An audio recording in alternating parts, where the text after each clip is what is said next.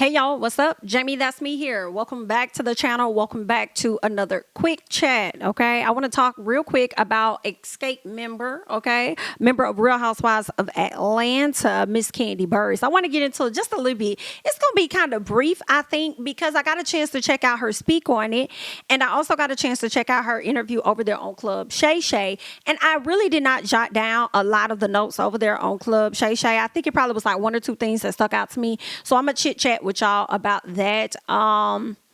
But yeah, I mean, it was a cute little interview for the most part. But before we get into what all Miss Kandi talked about, first things first, we got to talk about her rating over there at the OLG, okay? Because whenever the rating was a negative, we talked about it. So now that the rating is high and it's up there, we going to talk about it, all right? Because they're saying that Real Housewives of Atlanta star Kandi Burruss, ATL restaurant, I'm sorry, not Ooh Ladies, girl, that's the Ooh Ladies first. What I'm talking about, Old Lady Gang finally scores a health score, okay, after struggles. And girl, indeed, it was struggling, okay? Now, they're saying that Real Housewives of Atlanta star Kandi Burruss Atlanta restaurant has scored an A after 2 years of being hit with a very low score. I believe they were hitting somewhere in the C range, like a 77 or 70 something is what they were hitting. They're saying according to official records, Burruss and her husband Todd Tucker restaurant was inspected by the Georgia Department of Public Health on March 1st, okay? And they're saying the inspector awarded the Old Lady Gang an A health score with a score of 100 out of 100. Since July 2021, the spot has held a C rating with a score of 75. Now, during the last inspection, the health department investigator said they saw sliced cheese, raw salmon, and sliced tomatoes being kept at a temperature above 41 degrees. So it seemed like it was like minor things that they really could have went in there and got fixed. You know, somebody in there probably just wasn't really paying attention to some stuff. But girl, I mean, if things are not accurate and where they need to be, then girl, that probably could result in folks getting sick or other type of situations happening in the restaurant, okay? So, girl, yeah, I wonder if Kandi probably fired some of that staff because they was out there like not really doing a whole lot. You know what I'm saying? Being on their phones, leaving whenever the hell they want to. Y'all know we saw the show. Okay, Kandi and the gang. So we already saw what y'all was really out there working with. It makes me think Kandi may have cleaned house a little bit and sharpened up and tightened up on the people, which is why they ended up getting this score that was an A. Okay, they said the report read working containers of food removed from original container not identified by common name. These were some of the issues. They said a couple of weeks prior, a separate health inspection revealed the main kitchen had no soap. Not the main kitchen ain't got no soap, girl. In addition, the inspector reported that sliced cheese, raw hamburger, shrimp, chicken, and crab cake weren't being stored at the proper temperature, okay? These were some of the issues that they were facing. During the inspection, the official found the main kitchen lacked paper towels at the hand washing sink and various other violations. So, girl, nah, girl, this the behavior that you see when you go into a lounge. You know what I'm saying? And you got to use the bathroom and then you see they ain't got no paper towel or all the damn paper towel wet. You know what I'm saying, girl? Like, get it together. Y'all need to start giving these lounges some scores, too. I don't know if they got scores or not. I never really be looking for real, but I need to start, checking some stuff out. You know what I'm saying? Got no tissue in the bathroom and all of that. Y'all need to make sure y'all rank them accordingly. But anyway, let's keep going. So the Old Lady Gang scored a 77 rating back in February of 2021, but improved the score to 94 just weeks later. However, things went downhill, okay? A few months later, July 2021, okay? During that inspection where they got like a 75. Girl, y'all have truly been up and down, all right? Up and down. Now, they are saying that the restaurant Blaze received, Blaze recently was awarded an A rating as well. I'm going to have to check them out. I don't know what it's really giving, but I'm going to have to slide through and check them out, see what they over there up to. They're saying 2 years after failing an inspection and having to temporarily shut down. I remember when they had to shut down. All right. Blaze ended up getting a 91 out of 100 because they observed 2 employees prepping food with no hair restraint. Girl, I just out there doing what y'all wanted to, huh? Kandi was those family members, so who was they thinking they could just run amok and do what they want to do? You can't be out here acting like that. All right. But either way, she's going through a series of ups and downs with her ratings from a C to a B to an A, back down to a C to a B. And now they're at an A. Okay. So hopefully they can remain at that A. And congratulations to Miss Kandi for getting that up. Okay. So there's that when it comes to what's been going on over there with the restaurant. So let's chit chat real quick, just brief, because it wasn't a whole lot. Okay. Kandi speak on it. Kandi lets us know that all of what we are seeing from Latasha, this was interesting. So I just made a note of that. You guys know last year we ended up seeing that there was some beef with the ladies as far as the Soul Train Awards, right? Remember the Soul Train debacle? Well, Tasha came dressed completely separate than the other girls. It was literally giving Latasha Scott and them girls is what it was giving. Okay. Now Tasha came out and said, no, I tried to find out what we were wearing. They weren't cooperating with my team. Here are the text messages where my people reached out to their people and nobody was on the same page. So that's how the mix up happened. But it's the fact that you weren't even talking to your sister or nobody to at least like try and know something. Like, I don't know. That's just what Tasha saying, that she wasn't in communication to really know what was going on. But I believe her sister Tamika called BS on that previously. I don't know.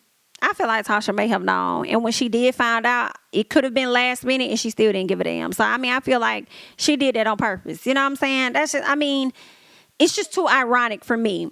Now, Kandi says that she wants us to know that before we even got to the whole Soul Train situation that happened, Kandi is saying that everything that we're seeing on the show right now, all of this was happening before that. Okay, so we ain't doing nothing to that lady. So I want y'all to see how messed up her attitude was right out the gate from the beginning. That is what Kandi Burruss is trying to get us to see. And I'm like, we not surprised. I mean, we really didn't even need to see this show for real, to know that Miss Tasha was giving us some BS. For real, okay? Now, Kandi says that she was coming, when it came down to talking about like the headlining situation, I felt like when Kandi kind of elaborated a bit more, it did kind of make some sense. You know, Kandi says that she was coming from an angle of setting the expectation from the beginning because it was multiple promoters that were trying to bring them together for like a tour and not just for one show. And because of that, she wanted to make sure that it was understood from the beginning where they would be in billing and that it wouldn't be something that would change over time. Okay, so that's where Kandi said that she was coming from. All right, Kandi says SWV should be used to being an opening act because she presented receipts where they have opened up for Xscape previously. So all of this extraness that Coco was putting on camera was a bit, shocking because it's like, girl, why you doing the most for the cameras when y'all have opened up for us on more than one occasion? Why you tripping about it now? You know what I'm saying? And I was wondering if she was tripping about it now because it seems like Todd from SWV presented y'all with the opportunity to do some type of legacy anniversary type of situation for this particular one event.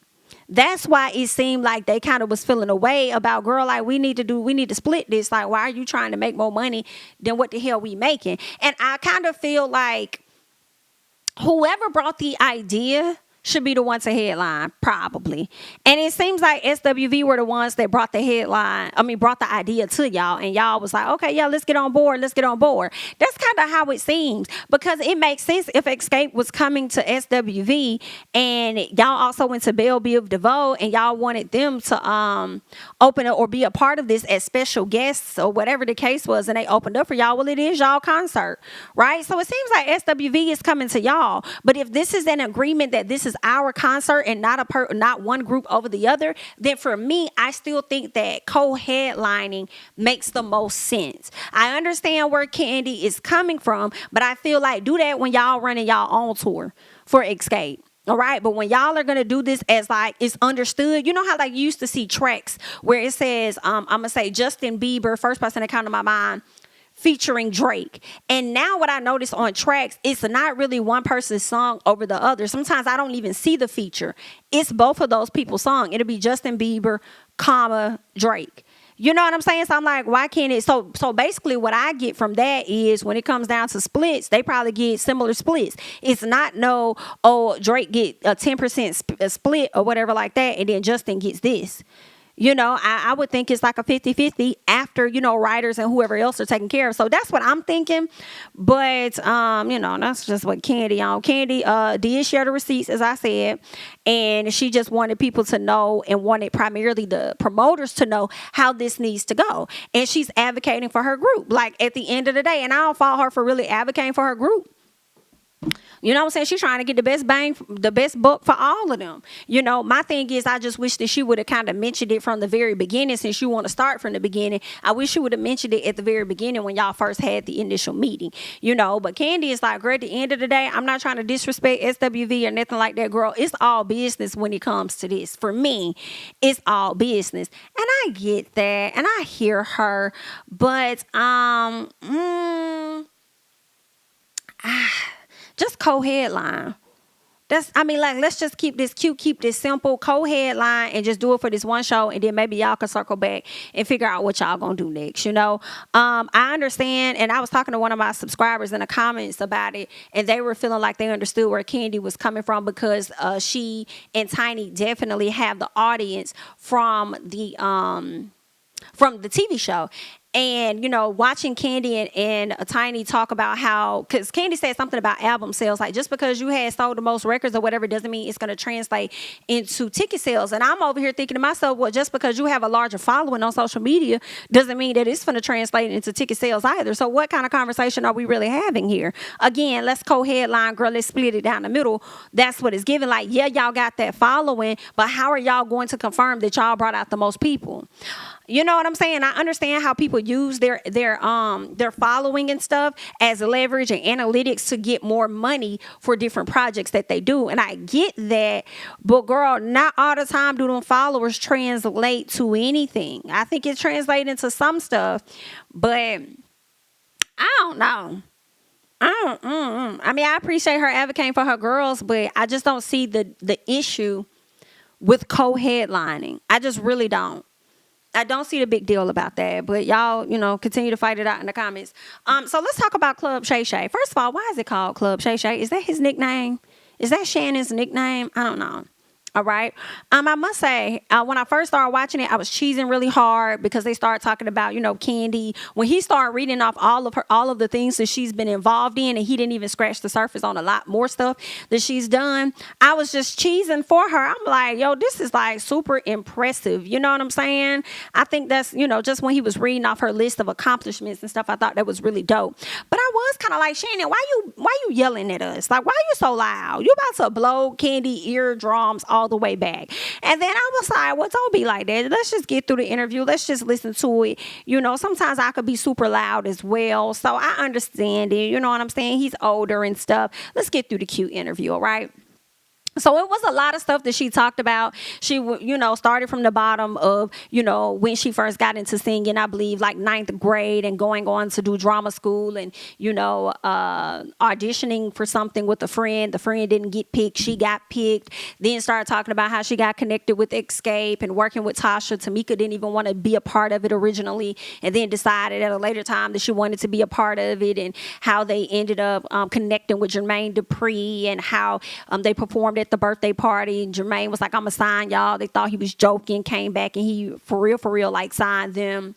Then went on to making music and stuff, and then went on to talking about Tasha wanting to leave the group, how Tasha left the group, how she kind of talked down to them. So when they told her, we'll do the group without you, that's when Tasha was like, oh no, I'm just saying, I'm giving y'all a chance to do it, to take a break or whatever like that.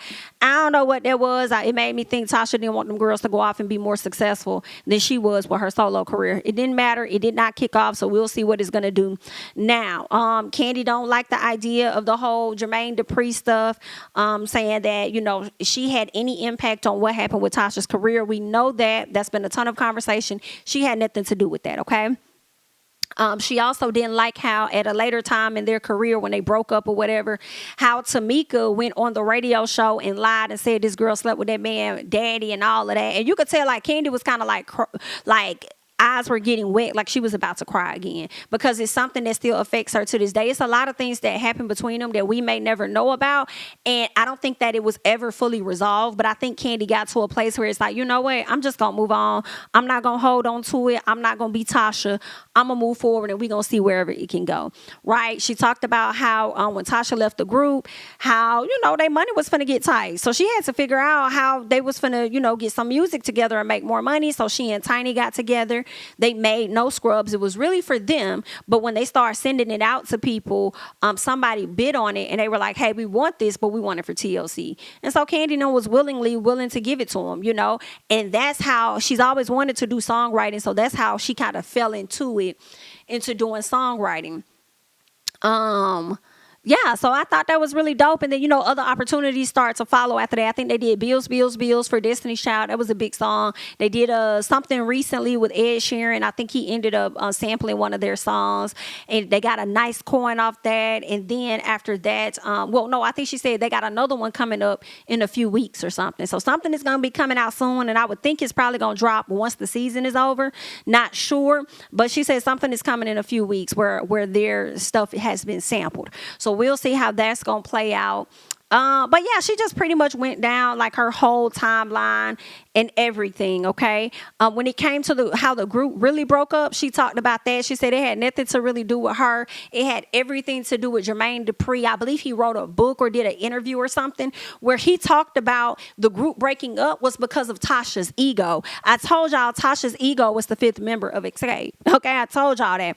So that's what Jermaine Dupri said, but because I guess Kandi was dating him or whatever at the time, Tasha felt like Kandi had something to do with it, so she continued to make it seem like Kandi was the problem. So if the group kind of broke up because of that, then likely her album got stalled because of her ego and whatever else, right? So I'm not surprised, just based on how I see Tasha show up when it's time for them to get together.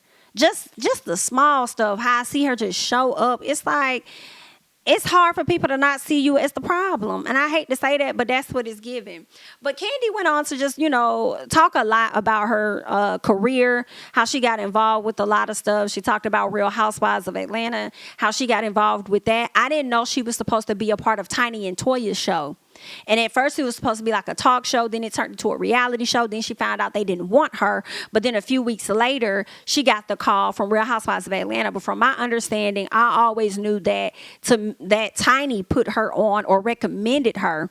Right, I believe she said this previously, and I think Tamika said it as well, which is Tiny, said that they reached out to her, but I guess since she was already tied up with her own thing, she recommended Kandi, and that is how Kandi ended up getting on to Real Housewives of Atlanta, which ended up doing tremendous for her. She didn't know it was going to do that great, but she, once she got in there, she realized just how much she can maximize off of this opportunity, and she has really done just that. I don't know if Kandi's gonna stick around for another season. I think she's in her 14th season.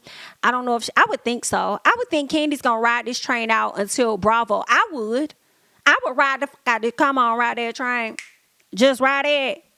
Come on, ride that train. Girl, I will ride that train till they tell me to hop up off that bitch. Do you hear what I say? I mean, it's not nothing for me. Girl, I get to mingle with you, chit chat with y'all, and get a cute coin. Yeah, I'm gonna ride it. I'm gonna ride it till the wheels break. They're gonna have to fall off and break for me to get off this bitch. Not going to lie. But definitely a cute interview. She talked about how she's not good with Marlo. Not good with Marlo. We already heard in a previous interview where she said one of the new girls came for her and she gonna have to eat their ass up. And I feel like a lot of the stress, as Kandi kind of mentioned in a separate interview, a lot of the stress that she got from Xscape, these ladies definitely, she finna throw all that shit on her ass over here on Real Housewives of Atlanta. And I'm looking forward to seeing it. But I don't think that is going to be anything that's unwarranted, because I feel like a lot of times Marlo just do stuff. And girl, she just, she be wanting the attention. She be trying to prove herself. She be trying to make sure she keep that check. She waited all her life to get this peach. So she's just going to do stuff, and Kandi's just going to cuss her the hell out. Like, it's just going to be a thing. And I'm probably more than likely gonna be on Candy's side. You know what I'm saying? But we'll just wait and see how everything will play out. She also went on to talk about how she met Todd. We all know how she met Todd. It was always my understanding that Phaedra had an impact on them two getting together, but Kandi didn't mention Phaedra at all. And I know she mentioned, there was another, there was somebody else she mentioned. She said the word somebody else, or she said another producer. I don't think she said another. I think she said it was somebody else that was telling her about Todd. She said, okay, you the second person to tell me about this man. So I feel like when she said that, she was talking about Phaedra without saying Phaedra's name. But either way it go, we know that they met on the set of Real Housewives of Atlanta out there in Africa. And I did not know that Todd kissed her on the first night. Or did I know that? I feel like I may have known that. May have known that. But either way, they've been inseparable. And I think they're a good match for each other.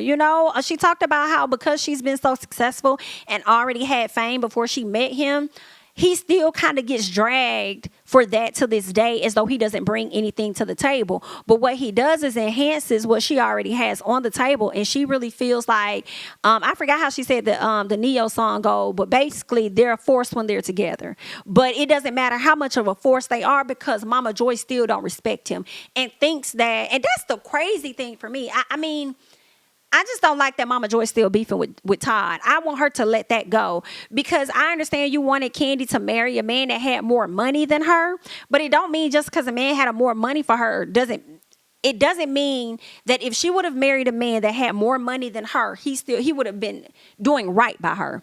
You know what I'm saying? He could have been all kind of a narcissist and done all kind of things, right? But then she also could have found a great one at the same time. But I just feel like Todd has come to the table with ideas that has assisted in generating wealth for y'all. Now, granted, because of who Kandi is and everything, I'm sure that definitely helped, right? But he's come with some ideas to create the OLG restaurant. I'm sure he also came up with the Blaze. Like, it was other things that Todd has been wanting to get into, which is that real estate sector, as far as like these restaurants and all of that. And it's been good. It's been helpful for, like, y'all have multiple locations. I think y'all got one in the arena. State Farm Arena, I believe. Y'all got 2 different OLG restaurants out here. Y'all got a Blaze restaurant. Ain't no telling what else y'all working on. Kandi and him have been doing productions, Broadway productions, producing films and stuff. Like, these are things that they're doing together. You know what I'm saying? So I feel like iron sharpens iron, and they're doing fine. But you know how the parents gonna be, girl. It don't matter. Ain't nobody ever good, especially for Kandi Burruss, honey. Ain't nobody ever good for Miss Kandi Burruss. Let Miss Joyce tell it. All right. I do wonder if we're gonna see Mama Joyce this season. I wouldn't mind seeing a little bit of Mama Joyce. Because it got to a point where Kandi took her mama off the TV that I just feel like we weren't really seeing her at all. Because, girl, she used to cut up, and I think Kandi probably got tired of people talking about her mama and stuff. You know what I'm saying? So, I wouldn't mind seeing a little bit of Miss Joyce this season. But that was pretty much it when it came to like the interview and stuff. Like, it was cute. But one thing that I did see was a video of Kandi and Shannon getting ready to take a photo together. And I kind of felt a little awkward. And I know Kandi did, and probably wanted to move his hand, but didn't really want to be disrespectful or rude. But when I tell you, the man put his hand right on the side of her bootay. And I'm like, you could have put your hand around that lady waist. You didn't have to rest it on the side of her hip. Okay? I was like, girl, is Todd there? How was Todd feeling? Not that he would have did anything, but I'm just saying. Like, did he notice the awkwardness? I wonder how Kandi felt. I mean, Shannon probably didn't mean anything. I don't know. But I was slick cringing. Like, so he just going to leave his hand right there for the photo? He just not going to move it? I can't hear that, girl. Kandi could barely put her damn arm on her, put her hand on her hip. Okay, because that big ass hand was right next to it. Okay, so we're giving real awkward, honey.